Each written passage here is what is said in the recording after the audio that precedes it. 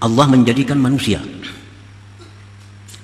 sebagai alam yang berada di tengah-tengah, di antara alamul mulki, alam kasat mata, alam dunia yang bisa diraba, dilihat, didengar, dan antara alam malakut, alam gaib. Manusia itu berada di tengah-tengah antara dua alam itu. Artinya dari sisi jasmani, manusia itu alam muluk wa syahadah. Dari segi jasmani bisa dipegang, bisa diraba, bisa dilihat, bisa dirasa. Tapi dari sisi hati manusia itu alam malakut. Nah, jadi manusia itu di tengah-tengah itu. Dari luarnya manusia ini diciptakan Allah sebagai alam yang kasat mata, tapi batinnya manusia itu adalah alam malakut. Bagaimana ada istilah bahwa dalamnya laut yang bisa dikira, tapi dalamnya hati, siapa yang tahu? Karena hati itu termasuk alam gaib, alam malakut. Nah, para muhibbin rahimakumullah. Khalaqal insan bainas sama wal ard. Allah ciptakan manusia ini di antara langit dan bumi. Wa khalaqa ghairahu minal hayawanat wa ghairiha lintifa'ihi bih. Dan Allah menjadikan selain manusia daripada binatang-binatang dan selainnya untuk diambil manfaat oleh manusia. Jadi manusia ini diciptakan Allah antara langit bumi. Dan yang lain dari manusia di alam ini diciptakan Allah untuk manusia. Matahari diciptakan untuk manusia, bulan diciptakan untuk manusia, hewan diciptakan untuk manusia, pohon-pohonan diciptakan untuk manusia. Nah, begitu tingginya, berharganya si manusia ini di sisi Allah Subhanahu wa ta'ala, sehingga segala alam semesta diperuntukkan untuk si makhluk yang namanya manusia ini. Wa ja'alahu mutadamminan li asrari jami'il mawjudat. Allah jadikan manusia itu mengandung seluruh rahasia alam semesta ini. Jadi pada diri manusia itu mengandung rahasia alam semesta. Walidzalik yuqalu lahu, oleh karena itu dikatakan, disebut manusia itu al-alamul asghar, alam kecil, alam replika. Jadi seluruh alam semesta, dunia dan akhirat itu ada, terlihat di tubuh manusia. Ya, replikanya alam ini ya manusia. Biasa kalau orang mau ulah gedung atau mau ulah satu kota, diulah replikanya di atas meja. Nah, ini gedung bertingkat, ini ada sungainya, ini ada kolam renangnya, ini ada tamannya. Nah, biasa itu diulah replikanya.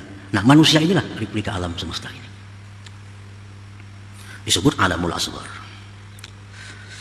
Qad azzamallahu subhanahu hadzal insan, sungguh membesarkan, mengagungkan Allah akan ini manusia. Wa ja'alahu nuskhatal akwan, Allah jadikan manusia ini merupakan naskah salinan dari alam semesta. Ijtama'a fihi ma lam yajtami' fi ghairihi, terhimpun pada manusia sesuatu yang tidak terhimpun pada selain manusia. Fihi mulkun wa malakut, pada manusia itu ada alam mulki dan ada alam malakut. Di dalam manusia itu ada dua alam, ada alam mulki dan alam malakut.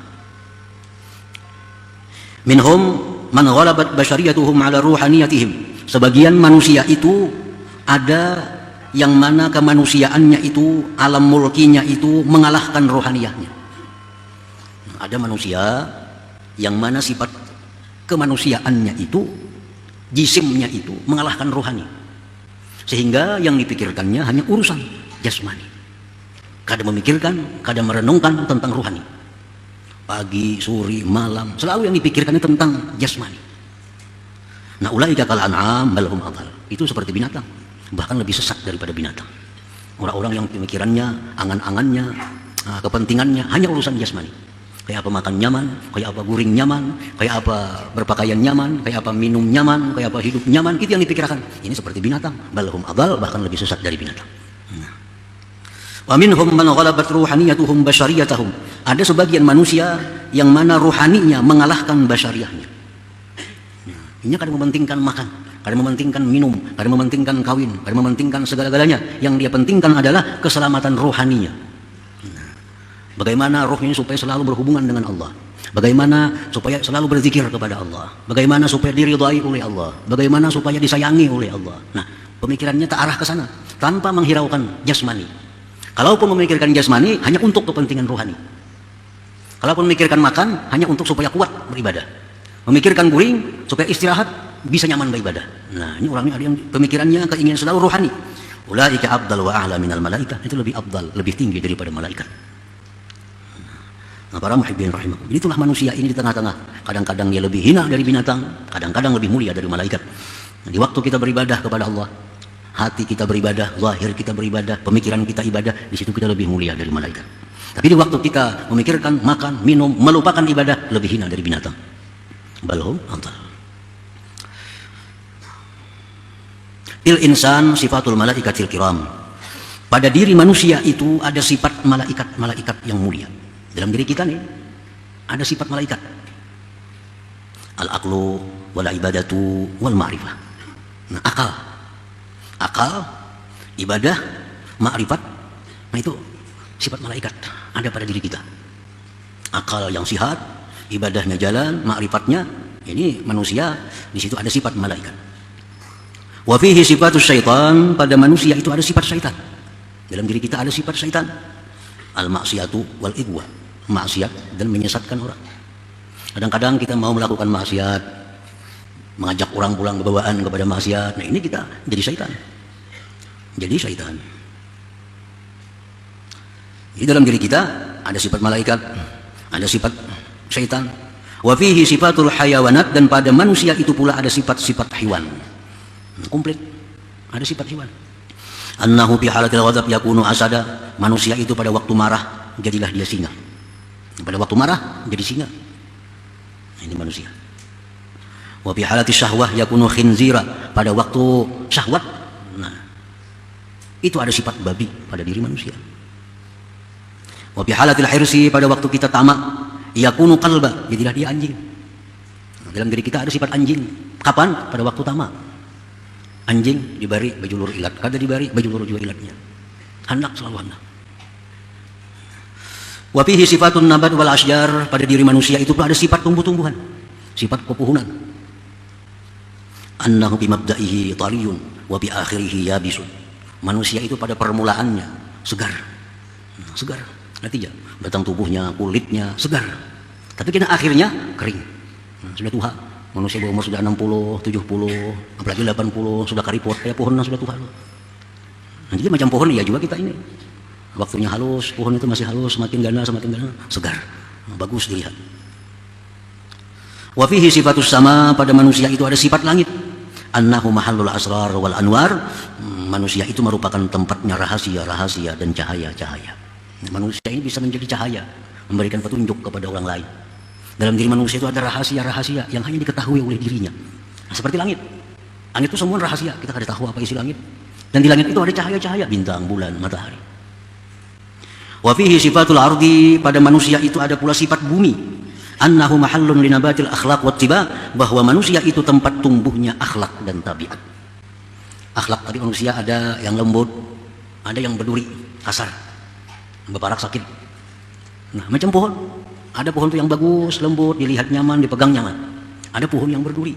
Nah, akhlak manusia pun demikian. Wa fihi sifatul arsi, pada diri manusia itu ada sifat aras. Anna qalbahu mahallut tajalli, bahwa hatinya manusia itu tempat tajalli Tuhan. Nah, sebagaimana aras itu adalah merupakan singgasana Allah Subhanahu wa taala. Wa fihi sifatul lauhil mahfuz, pada diri manusia itu ada sifat lauhil mahfuz. Annahu, bahwa manusia itu khazainul ilm, manusia perbendaharaan ilmu. Nah, di lauhil mahfuz itu segala apapun ada dijelaskan. Nah, sebagaimana manusia pun demikian.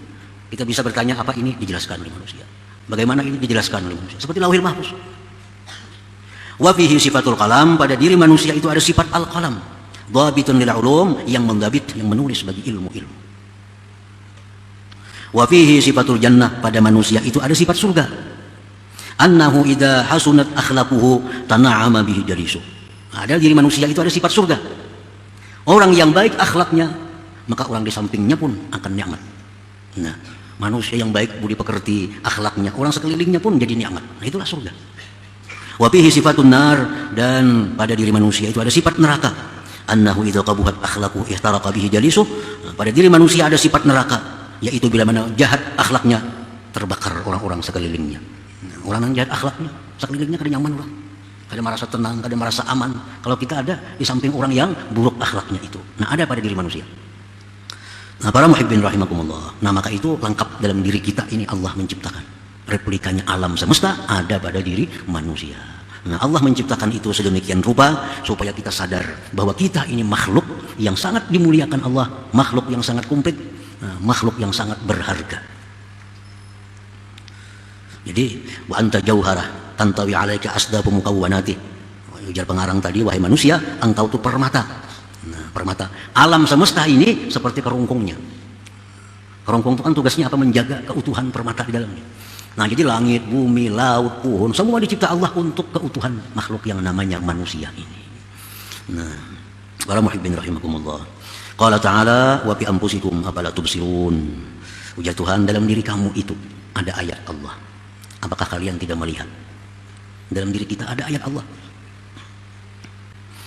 Ja'ala dzalika kullahu liyu'allimaka jalalata qadrika baina makhluqatih. Allah menjadikan itu seluruhnya untuk engkau ketahui besarnya kadar engkau di tengah-tengah makhluknya itu. Jangan sampai kita korbankan diri yang mulia ini untuk mencari sapi. Jangan sampai diri yang mulia ini kita korbankan untuk mencari kayu. Kenapa? Karena itu kayu, itu sapi diciptakan Tuhan untuk kita. Mestinya mereka berkorban untuk kita. Jangan kita yang berkorban untuk sapi, untuk kambing, untuk pohon, untuk emas dan sebagainya. Karena itu diciptakan Allah untuk melindungi kita.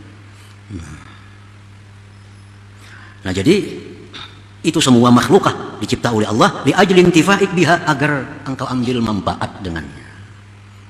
Nah, ini semua ini budak-budak kita. Nah, duit budak kita, emas budak kita, tanah budak kita. Jangan sampai berbakti kepada budak. Itu diciptakan untuk kita. Nah, jadi kalau kita berbakti untuk budak, mengejar si budak, menyayangi si budak, terbalik itu adanya. Terbalik. Itu diciptakan Allah untuk kita. Nah, jadi manfaatkan yang ada dalam dunia ini untuk keselamatan diri kita. Nah, dunia dan akhirat tentunya. Kita jadikan duit untuk keselamatan diri kita, dunia dan akhirat.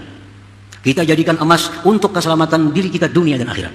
Jangan sampai diri kita binasa mengejar si emas itu. Nah, terbalik daripadanya. Bayang bagi antar fa'ahimmataka anha wa tastagila bimaulaka jalla wa ala, maka semestinya bahwa engkau tinggikan himmah engkau daripada makhluk itu, dan engkau bekerja dengan Tuhan engkau Allah subhanahu wa ta'ala.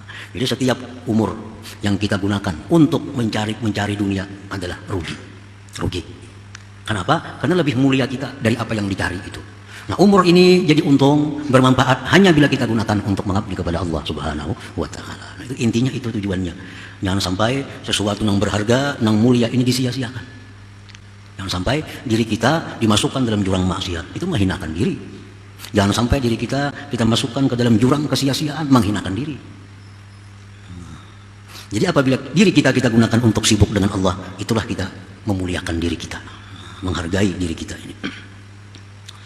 Wa annaka ayyuhal insan jauharah tuhitu bika asdafuha. Engkau itu wahai manusia permata yang meliputi dengan engkau bingkainya. Parfahim mataka ila maulak, maka tinggikan keinginan engkau kepada Tuhan, jangan kepada bingkai itu. Bingkai diciptakan untuk melindungi permata. Jangan sampai kita mengabdi kepada bingkai. Wastagil bihi duna ghairi, bekerjalah engkau dengan Allah bukan dengan yang lainnya. Li'anna al-ghaira khuliqa laka, karena yang lain itu dicipta untuk engkau. Dicipta untuk engkau. Qala Syekh Abdul Abbas Al-Mursi, wallahi ma ra'aitul izz illa bi rabbil himma anil khalqi. Tidaklah aku lihat kemuliaan itu melainkan pada meninggikan keinginan daripada makhluk ini. Artinya selama kita masih mengingini makhluk, kita tidak akan bisa mulia. Nah, apa aja? Selama kita masih mengingini makhluk, kita tidak akan mulia. Kita ingin dekat dengan harta, kita tidak akan mulia. Kita ingin jabatan kedudukan yang tinggi, kita tidak akan mulia. Kita ingin sebanyak-banyaknya mempunyai harta, kada jadi mulia. Nah, kita itu jadi mulia begitu kita mengabdi kepada Allah subhanahu wa ta'ala. Nah, itu artinya wallahi ma ra'aitul izza illa bi rabbil himmah anil khalqi. Demi Allah, tidaklah aku lihat kemuliaan itu melainkan pada meninggikan angan-angan keinginan daripada makhluk ini. Semasa masih kita mengingini makhluk, kita kada akan mulia. Kita kada akan mulia. Nah, baik di dunia maupun akhirat. Tapi begitu kita ingin dekat dengan Allah, kita ingin disayangi oleh Allah, nah disitulah kita menjadi orang yang mulia, baik di sisi Allah maupun di sisi makhluknya. Nah, para muhibbin rahimakumullah, jadi dengan mengetahui harga diri kita, nah, supaya kita menjaga artinya sayangannya yang mulia ini nah, dipakai kada kekaruan. Alam semesta ada pada diri kita, sayangannya amun dibuang-buang kada kekaruan. Nah, sayangannya apalagi untuk maksiat makin luput lagi, nang kada bermanfaat pun sayang. Kita misalnya berisi galang yang bagus, galang yang bagus, cincin yang bagus. Lalu kita hendak memegang sesuatu yang kotor, pasti kita lepaskan dulu galang kita ini. Sayang. Nah, kita pakai jam, pakai cincin, anak beruduk kita pakai dulu, kita lepaskan. Kenapa? Sayang karena banyak. Nah, hal-hal seperti itu kita sayang benar kita. Tapi untuk diri kita kada sesayang itu. Nah, kita melakukan hal maksiat, sama menjerumuskan diri kita yang mulia ini ke dalam jurang kehinaan. Nah, engkau wahai manusia adalah permata yang dilindungi oleh seluruh makhluk Allah Subhanahu wa taala. Jadikanlah makhluk itu merupakan hamba engkau karena mereka dicipta untuk mengabdi kepada engkau dan engkau disuruh untuk mengabdi kepada Allah Subhanahu wa taala.